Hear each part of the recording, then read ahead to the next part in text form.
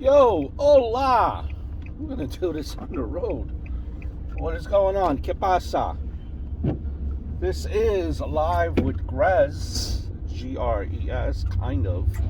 We are kind of live. I'm gonna be honest with you, we're kind of live, but not really, because I'm actually doing this like I used to do this old school way, recording it through a cell phone. Recently, I've done it through going live streaming, but haven't been able to get an episode out there. So I just wanted to just put this out into the interwebs. If anyone actually watches this, who knows? I'd like to think they do. I'd like to think they do. Well, at least I tell myself that. And what we do here, Live with Gres, we talk about dad life, we talk about pop culture, we talk about news, we do a little funny humor. We kind of mix it up a bit, and thank you for popping in and seeing what this is all about. If you like this, please do subscribe. Have two other channels that I'm big into. You have this channel. You also have From the Bleachers Sports Show, which is everything about sports and wrestling and all that nine. So wow, where do we begin since last I've spoken with you guys? A lot has actually happened. We've lost Bob Saget. 65 years old, just out of the blue, passed away. He was doing comedy again, touring, which he said that he wanted to do. Brings everyone. He wanted to bring a smile to people's faces. He was as well recently doing his comedy tour on, he was also doing his podcast as well, which that podcast, if you just listen to that podcast, I think he has well over 100 episodes on that podcast. And he's had various guests. Specifically, he's had DJ from Full House. He's had pretty much the whole cast. John Stamos. He's had Dave Coulier. Candice Bure. He's pretty much had everyone on there. And when you listen to the conversation that this guy has, it's like they were like their family members, and he's conversing with them. It's just like a real deep bond that he has, and it's not just them. It seems to be everyone that he's speaking to. He's everyone's friend. And this guy just completely pulls whatever he does there. And that he's everybody's friend. Just a guy with build relationships and sustain relationships. He was a relationship guy. Seems like whoever he, from all these interviews that you had that you listened to. So he always said, I love you. And that's a real, you could tell that this was a real people person that really, he was all about relationships. And he really cared genuinely how everyone was doing. And if you weren't doing good, why not? How can I help you? Type of dude. So I don't know, man. When they say that, I don't care really who you are, really. even if you weren't, he's truly America's dad. Like, everyone grew up on him, on, this generation that's, my age, and, 40 and, even mid-30s and a little bit older than 40, grew up on having Danny Tanner as America's dad. And then you caught him, if he wasn't on Full House, you caught him on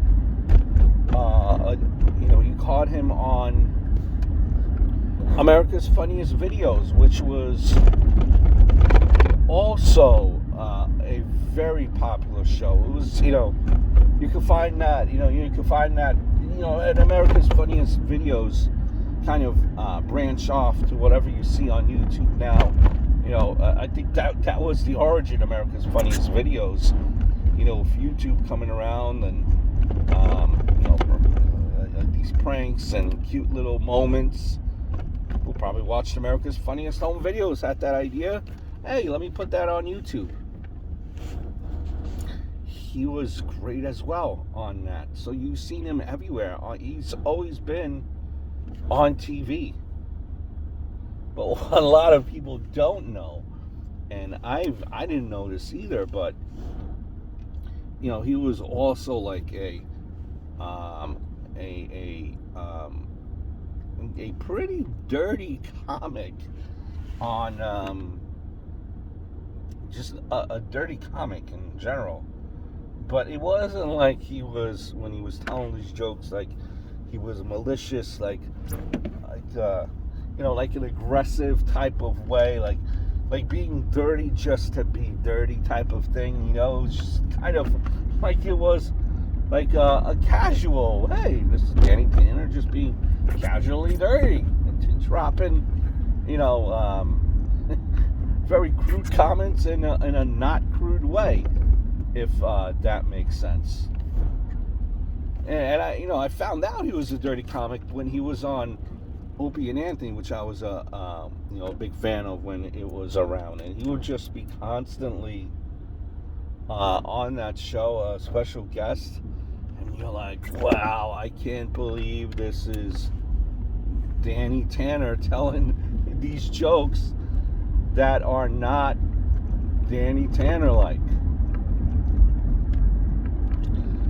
And it's funny, believe it or not, that what happened, I didn't know this either when I was, and again, like he said, this one kind of like hit hard, like a recent memory, like it was like, wow, like I was like generally bummed, because he's, and you're bummed for everyone that dies, but this guy, you felt like he was part of the family. I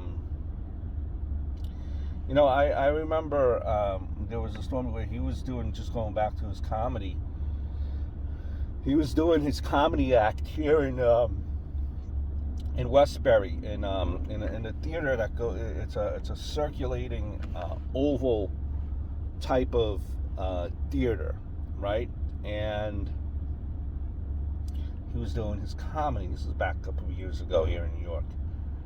And people start, whoa, Bob Saget, Full House.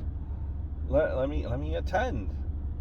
Let me go. Let me catch a comedy show, not knowing his comedy routine at all. And these people just picked up and just. People were leaving in droves because they were like, oh my God, why is he being dirty? This is like Danny Tanner. Yeah, and so that was always a funny story to hear. But don't worry, Bob Saget made up for it, and Bob Saget was a very, very funny comic. He was not struggling for people to see his comedy. So even if a person here or there would leave, he would make up for it. As he was a very, very funny dude. just a bummer, man. And it looks like he just, all indications are probably looks like it was a heart attack, that he died in his sleep. Yeah, it's just a real crappy situation. It's even more crappier that when you see these videos already, and already like there are YouTube videos of his grave already. I think there was one that came out just like a day or two after he was buried already. But you see the video where you had John Mayer. It was John Mayer and a bunch of other people, but it was John Mayer, Dave Coulier, and John Stamos. They're being, three of the bearers. That's the word, bearers that were carrying the casket, which is completely just which is something that you just do not want to see. That's not what you expected from seeing from your childhood. That's how it kind of reincarnates that type of an image. As we're pulling up here for a little breakfast, join me, shall you? In the words of the great Adam LeWoo. Now, I'm not a big fan of breakfast in general. Just pausing John Stamos here as we make our order. But man, those hash browns are on point. Yes, sir. Stand by as we make our order here.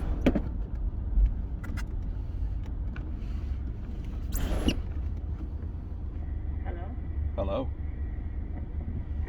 Morning. Virgin, how may I help you? Can I have medium hash browns? Hash browns. Yeah, and a medium Coke. What size for the hash brown? Medium. And the Coke is medium also? Yes. Anything else? That's it. Okay. $5.86, driver.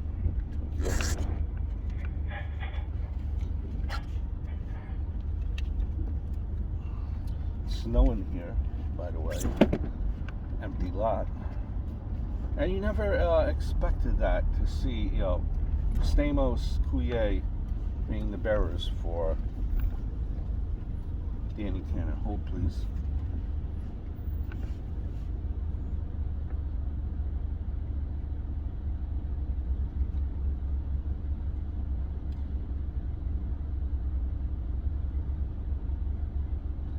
Definitely, check out his podcast if you have the chance. Very just, it's like everyone that he interviews, and everyone has a different level of relationship, so maybe not. Maybe this guy was completely just on another level with everyone. Hello.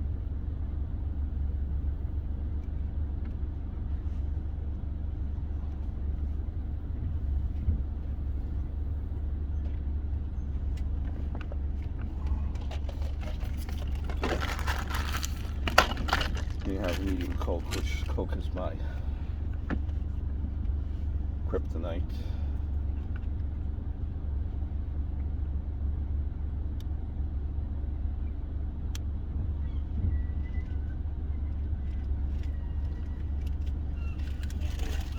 Thank you.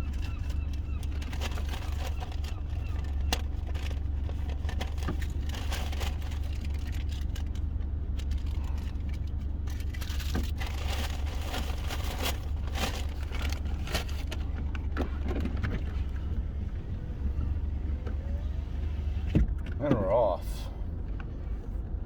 So during that short interlude there, that short pause, did you have a chance to write down GRES to subscribe? As soon as this video is done, please. Thank you very much. And, so that, again, just real sadness. I think my, I don't know, like a favorite episode of Full House comes to mind. By the way, he was also in Fuller House, which was a spin-off. He was also on that here and there when it was rebooted. So definitely check that out as well. I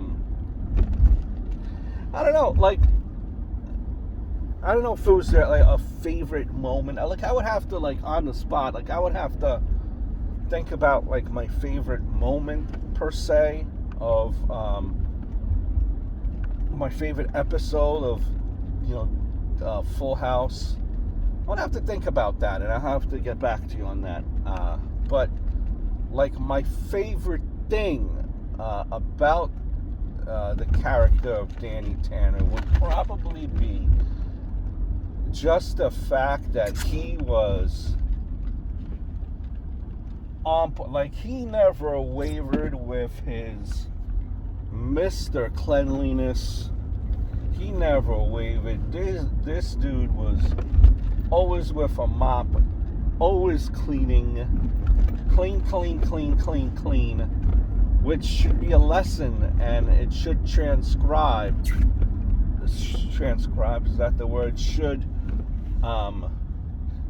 do well, considering the times that we are in right now. So that message should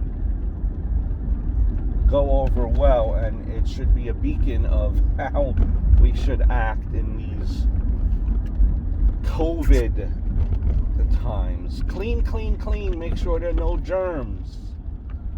Be organized. Organize your shirts like Danny Tanner did. That way your shirts are nice and ironed and nice and presentable, and you have a game plan going into work and not being late, and those minutes to add up here and there, and it's very valuable. So we thank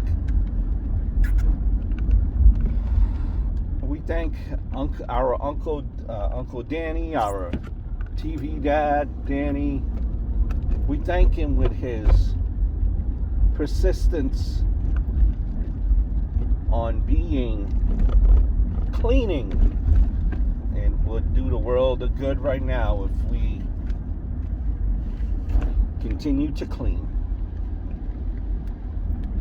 Speaking of COVID,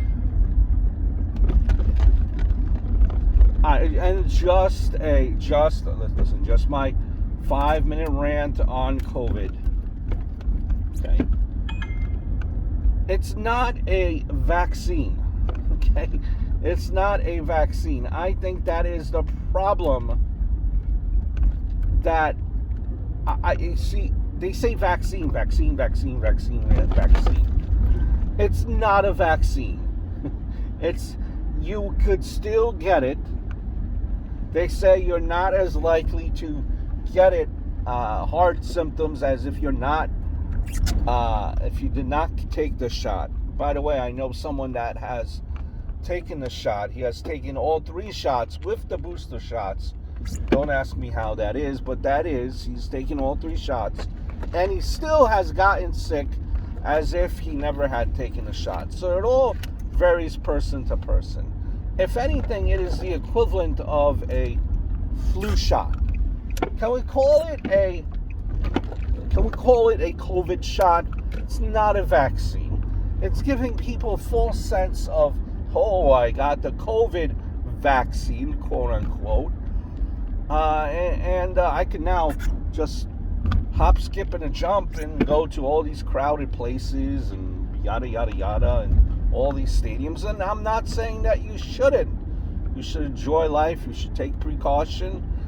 But for the people, it's giving them a false sense of security. It is not a vaccine. You get a vaccine for, for polio. Polio has a vaccine. That's a vaccine. COVID, what COVID has, what they have you taking, is not a vaccine. It's a shot. Why else would you have to get a booster on top of it? Sorry, does not make any sense. That's my 2-second rant. Okay, end rant. We move on. Didn't mean to get all political here.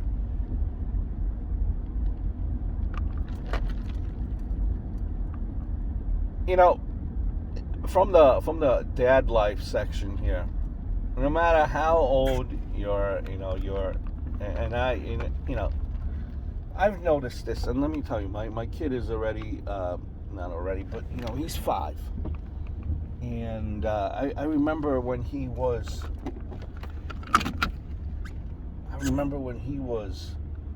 a baby, like it was yesterday. And I am going to tell you folks again, video, everything. That way you have a time capsule. That way you have a time capsule about when your child gets older and when he does not want to be on video, and when you're old and you're retired and you're trying to relive your memories.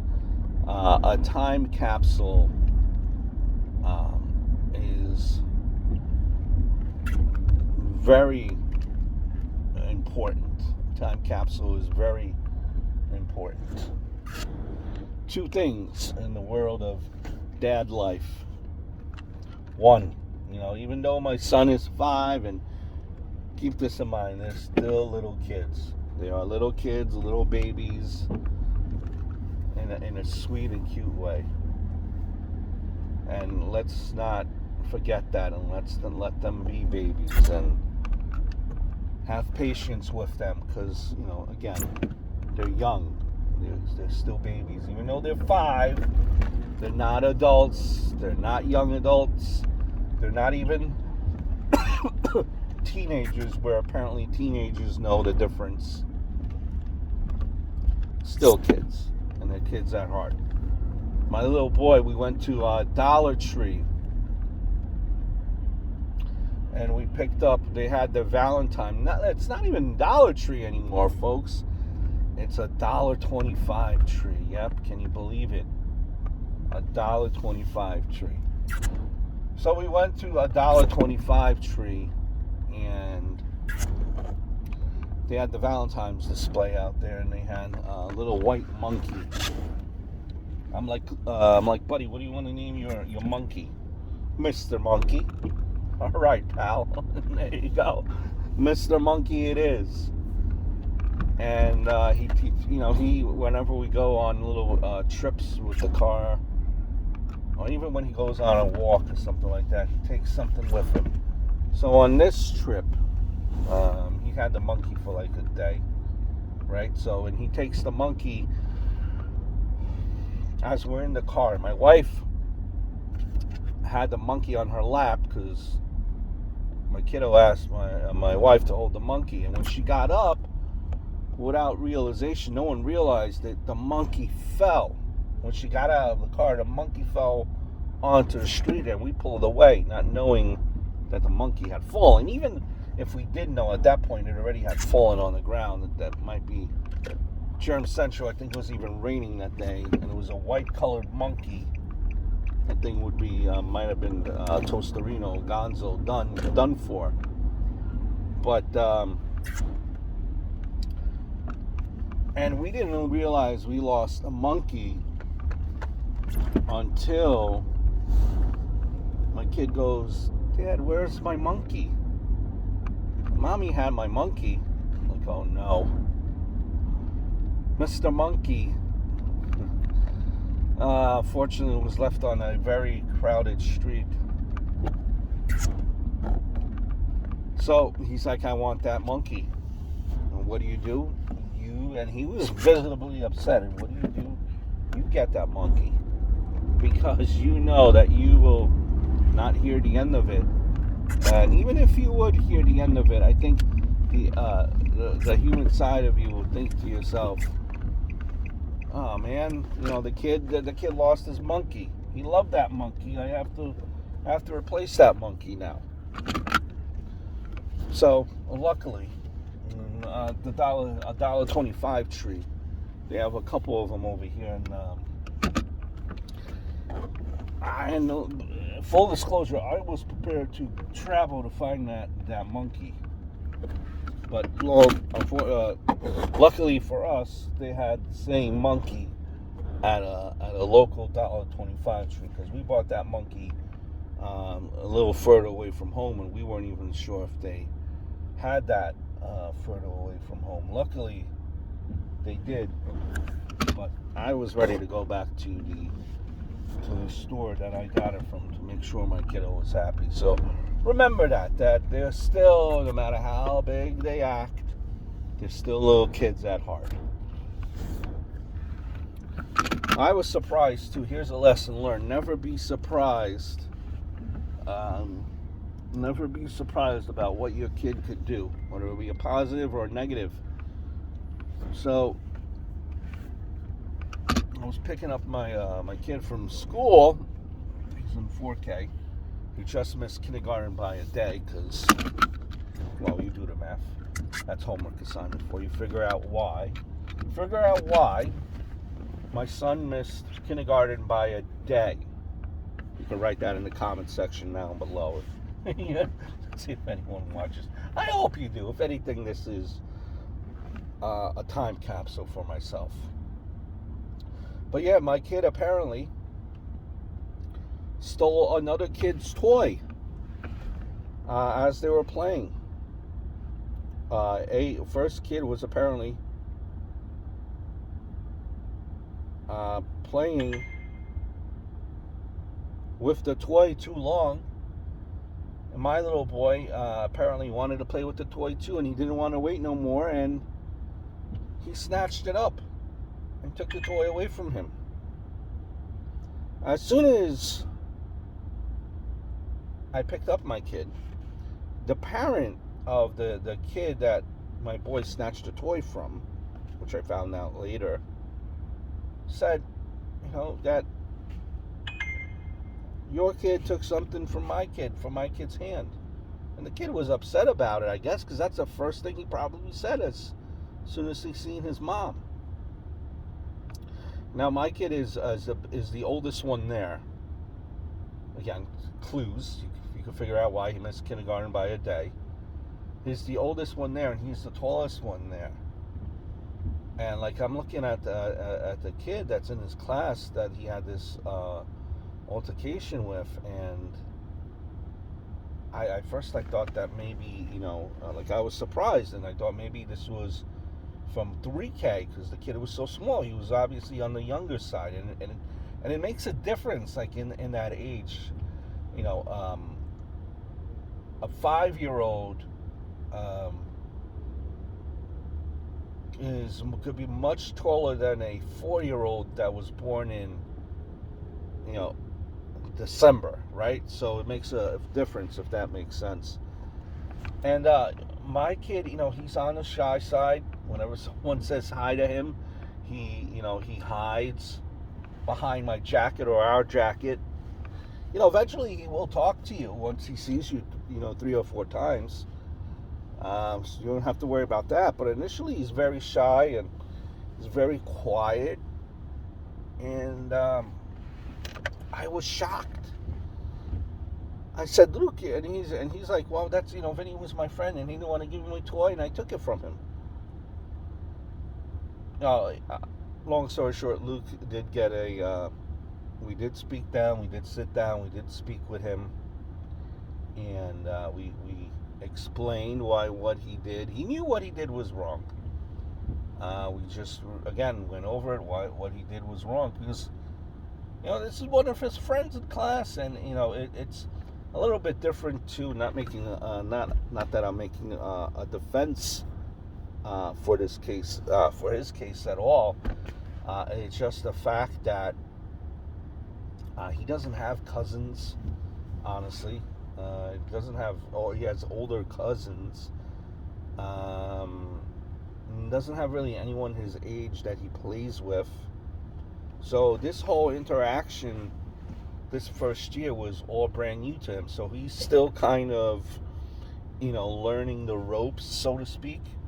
Even though he's 5, kids with larger families already at 2 or 3 have been already going through this, and they know, the proper etiquette, and he's still He's still he knows, but sometimes he has to be reminded, if you know what I mean.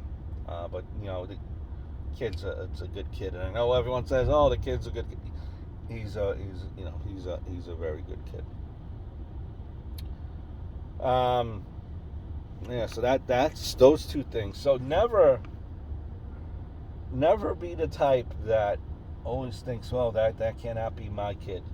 You gotta open your ears sometimes and open your eyes and always be, we all love our kids, but always be mindful about our kids and how they act, and remember that they're still kids, and they're not all they're not all angels, right?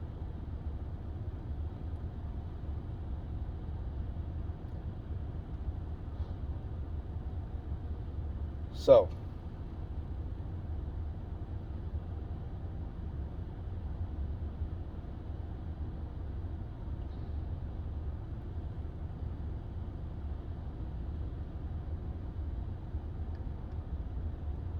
wanted to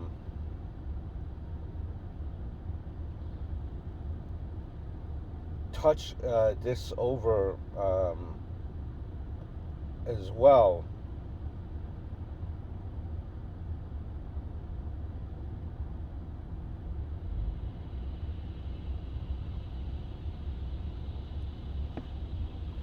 Now, we've lost Meatloaf as well. Another, and they say this kind of that these deaths happen in three. So we lost Meatloaf, we lost Bob Saget, and we also lost Louis Anderson, um, which was just all just people that had their footprint in our lives. Like Meatloaf, like when you're a kid, you don't um, you don't um, you don't appreciate music, or what you call music as a kid when you're 21 is different than what music is now. Like I remember, like I've been on a on a Meatloaf just hits, man, and he considered himself. I'm gonna finish this episode before I head home. He considered himself more of an actor, believe it or not, than as a musician. I remember him. My first exposure to Meatloaf was Wayne's World. I'm sure everyone remembers him through Wayne's World, right? But yeah, like Bat Out of Hell. I would do anything for love, but I won't do that. Paradise by the Dashboard Light. Paradise by the Dashboard Light is probably. I read it in an interview about Meatloaf, and don't call him. A couple of things, which was funny. I don't know if he was funny without even realizing that he was funny. He didn't like when people wrote his name as one word, Meatloaf. It has to be separated. And he liked when people call him Meat. And there was a story how he got the name Meatloaf, obviously. I think it had to do something with high school, I believe, right? How he got that name, Meatloaf. But yeah, man, just like Meatloaf for me, like I remember when I was in my younger days going out for drinks. Meatloaf, that Paradise by the Dashboard Light was a famous song that everyone liked to karaoke to. You had a whole group of people that would come out and they would karaoke to Paradise by the Dashboard Light. Sometimes that could have been a torture because these people were just horrible singers.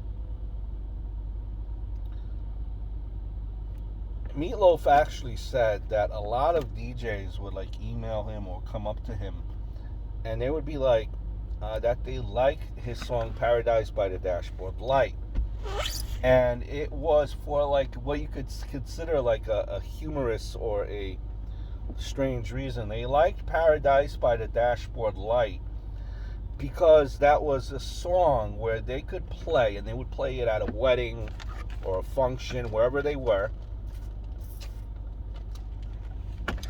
that people would like. This song has been around for 40 years. 40 years. I think no matter, even if you don't like the type of genre that Meatloaf played, everyone knows that song. It's a song that will forever hold the test of time, that people will be karaokeing to years from now, or singing out loud, just like Sweet Caroline, just like Don't Stop Believing. That song is like in that realm, in my opinion. And so the DJs were like, we like the song because it was a long song, and they could play it and go to the bathroom and come back, and the song would still be playing. So there wouldn't be any dead air. So rest assured, if you heard that song being played, the DJ would be taking either a refreshment break or he would be going to the bathroom. But yeah, man, as you get older, you appreciate more,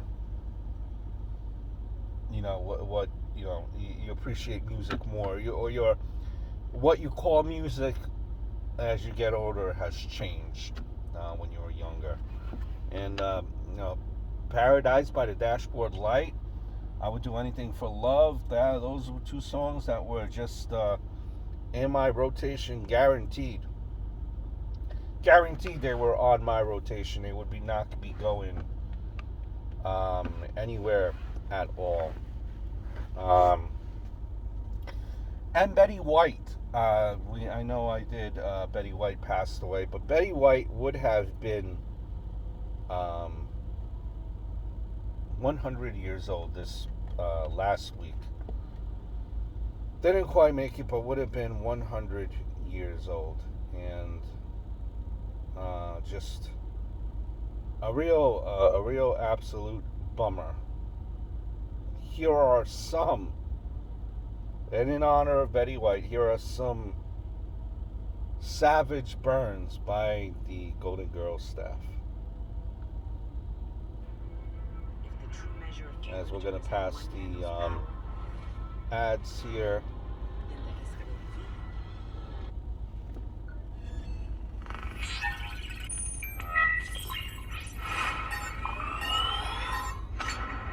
Okay. Well, now, Dorothy, you really can't blame Sophia for your sex life. That's not what I'm talking about. But since you brought it up, yes, I can. If I'd had the money, I could have been living in a swinging condo instead of with... I better not say anything till I've had my coffee. A slut and a moron.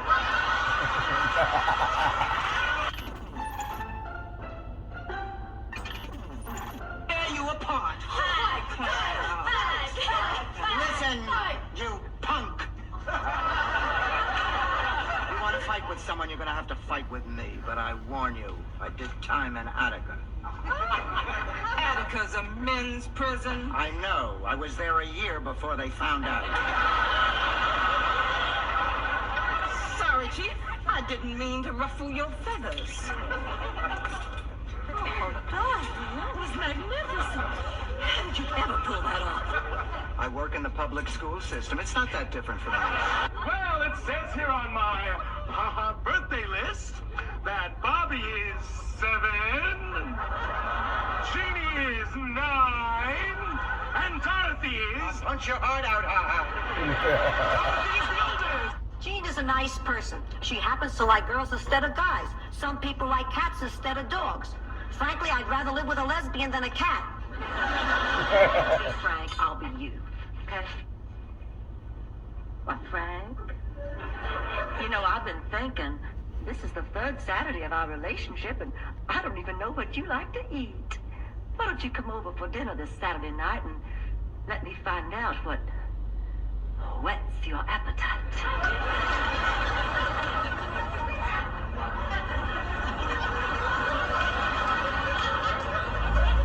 And what are you serving for dessert, Blanche? Penicillin? Oh, Blanche is telling a story. Oh, sorry, go on.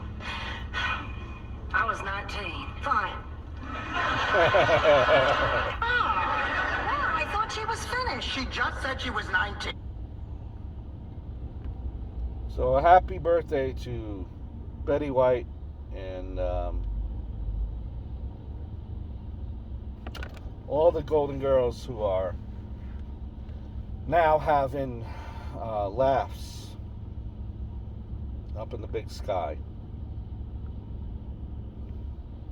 Almost, man, just 80, 99 years old. Almost. A 3-year-old boy sits near a pregnant woman. The boy goes, "Why do you look so fat?" The pregnant woman, "I have a baby inside me." "Boy, is it a good baby?" The pregnant woman says, "Yes, it is a very good baby." The boy goes, "Then why did you eat it?"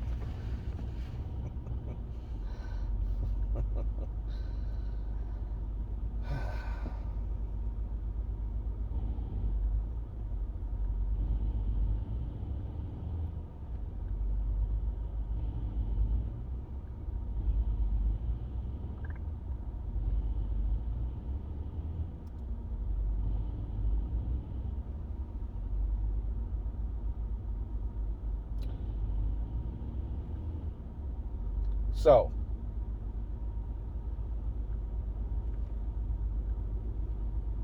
had, hold on here. Folks, please. Hope you're doing well.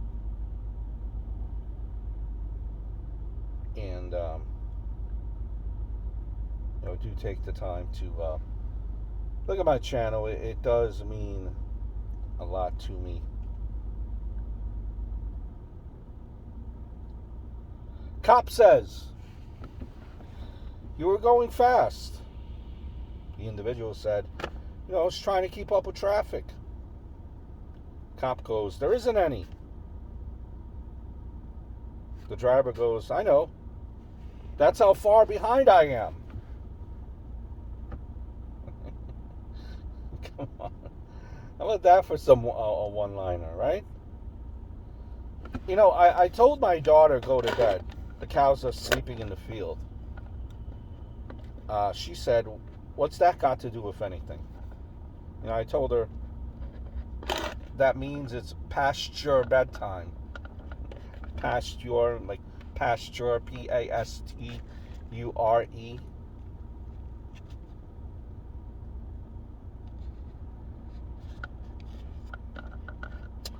Two guys, let me rephrase that. A guy and a girl sitting at the bar. The girl says, "Your profile said you have lots of dark, wavy hair." The guy says, "Oh, I do. It's on my back."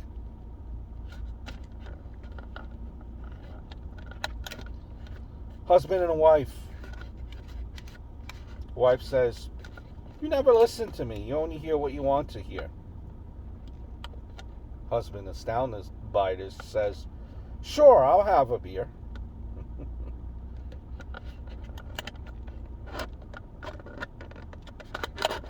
Admiral Lord Nelson was 5'4".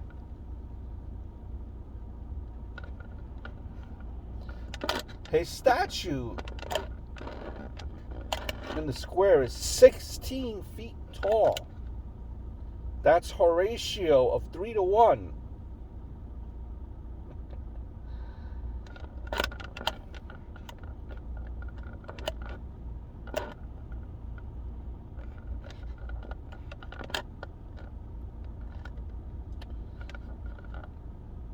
They happen when you yeast expected, but no one knows rye. How about that for a bread pun? It bothers me. I don't know if it bothers you. When a doctor's office has the word practice as part of their name. Practice?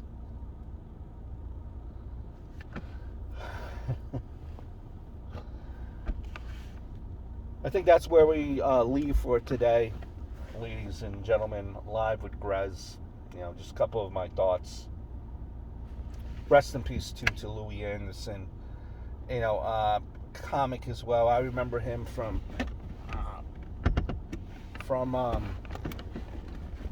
Family Feud. Funny dude, man. Funny dude too. Just a lot of deaths recently too. But Live with Gres, we're going to try to do this every week, and it's supposed to be live. So hit the notification bell. But I thank you so much for giving me an ear on today's episode as we were in transit. Guys, I hope all is well. And see you soon. Mahalo. Adios. Ciao.